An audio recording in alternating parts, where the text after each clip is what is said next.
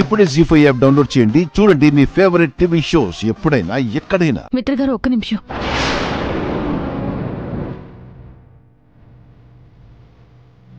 నన్ను చూడటం ఇష్టం లేకపోతే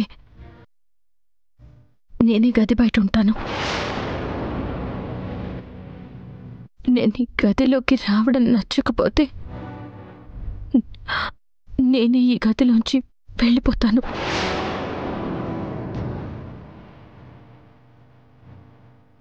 మీరు వెళ్ళనవసరం లేదు. వెళ్ళిపోవడం అనే మాట గురించి ఆలోచిస్తే నువ్వు నా గదిలో నుంచి వెళ్ళిపోయినంత మాత్రాన నేను ప్రశాంతంగా ఉండలేను. నువ్వు నా జీవితంలో నుంచి వెళ్ళిపోతేనే నేను సంతోషంగా ఉండగలను.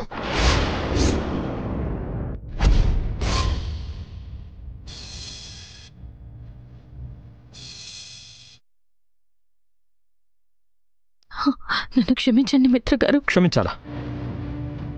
నువ్వు చేసిన పనికి క్షమాపణ అడిగే అర్హత కూడా కోల్పోయావు. నా జీవితంలో ఉండే అవకాశం కూడా కోల్పోయావు. మనిద్దరి భవిష్యత్తు ఎలా ఉంటుందో తెలియకపోయినా మనిద్దరి జీవితాలకి గుర్తుగా మన రక్తం పంచుకొని పుట్టబోయే బిడ్డ ఉంటుందని కలలు కన్నాను.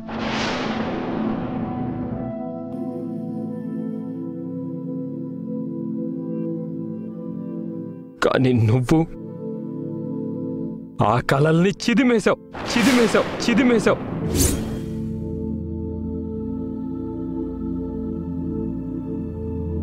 నువ్వు చేసిన పనికి నిన్ను క్షమించడం కాదు, నిన్ను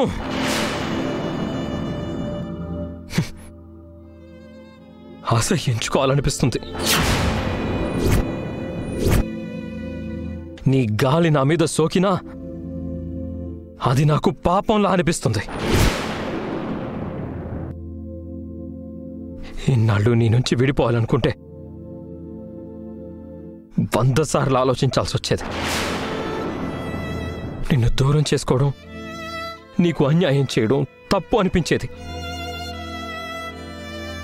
కానీ ఇప్పుడు ఆ తప్పే ఒప్పనిపిస్తుంది.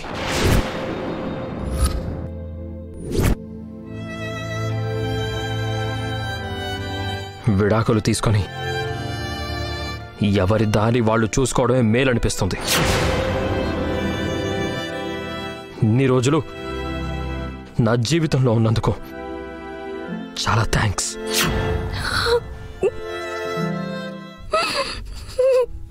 ఇక నువ్వు నా జీవితంలో ఉండాలని నేను అనుకోవడం లేదు. ఇంకా నీ భర్త స్థానంలో ఉండి నిన్ను ఉద్ధరించేది లేదు. విడాకులు తీసుకోవడానికి ఎదురు చూస్తూ ఉండు.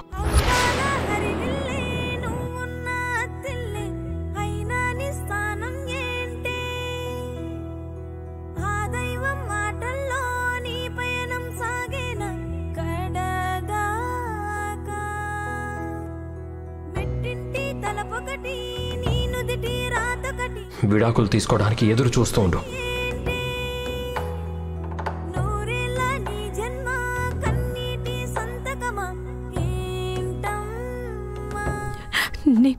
నేను మీ జీవితం నుంచి వెళ్ళిపోతే మీరు ప్రశాంతంగా ఉంటారో లేదో నాకు తెలియదు. కానీ నేను వెళ్ళిపోయిన మరుక్షణం నుంచి నా జాతక ప్రభావం మీకు రక్షణగా లేకపోతే మీ ప్రాణాలకి ఏమైపోతుందో అని నా భయం మిత్ర గారు.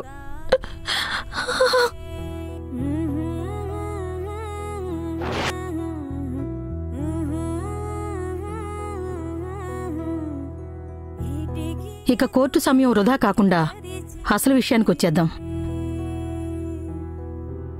మీ ఇద్దరికి విడాకులు సమ్మతమేనా?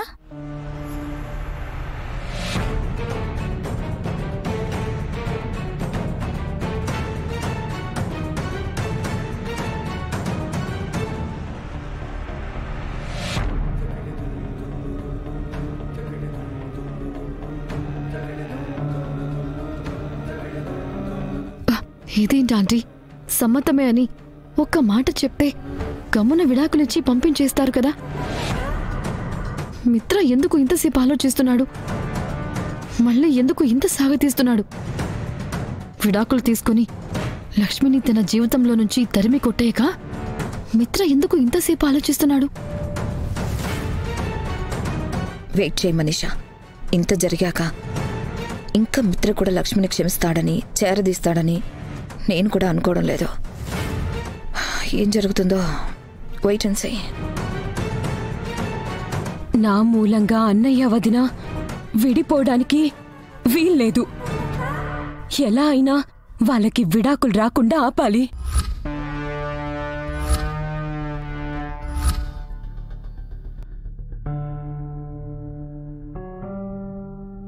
మిత్రగారు చెప్పండి.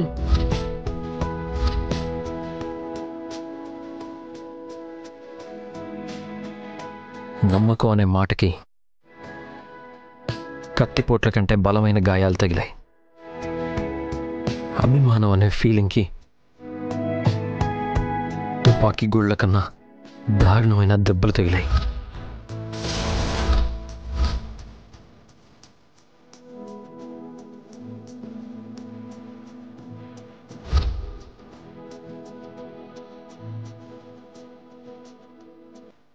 ఇంత గాయపడ్డాక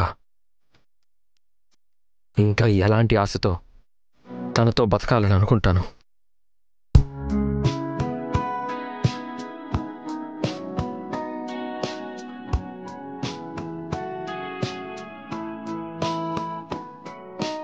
నన్ను క్షమించండి మిత్రగారు, ఏది నా చేతుల్లో లేదు. మిమ్మల్ని కాపాడుకోవాలని నేను చేసిన ప్రయత్నాలు తప్ప మిమ్మల్ని మోసం చేయాలనే ఆలోచనే లేదు. ఇందువల్ల జరిగినా, ఏది ఎలా జరిగినా నా మూలంగా తను ఒక బిడ్డకి తల్లవబోతోందని సంతోషపడ్డాను.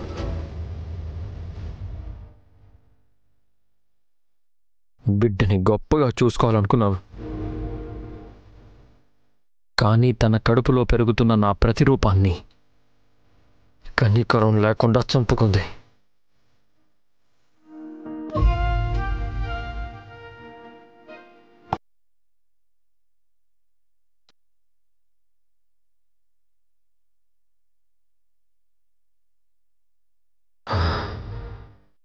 తను ఇంకా కావాలని పరితపించాలనుకోవడం లేదు.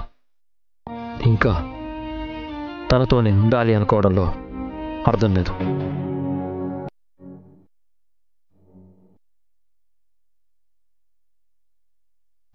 భయ్యా, కొంచెం ఫాస్ట్గా పోనిస్తారా? అలాగే మేడం.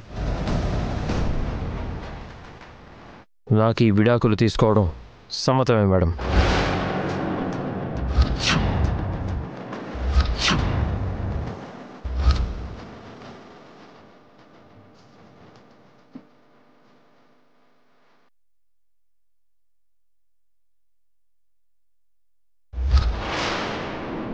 జీ5 యాప్ డౌన్లోడ్ చేసి అన్ని ఎపిసోడ్స్ పూర్తి ఉచితంగా చూడండి.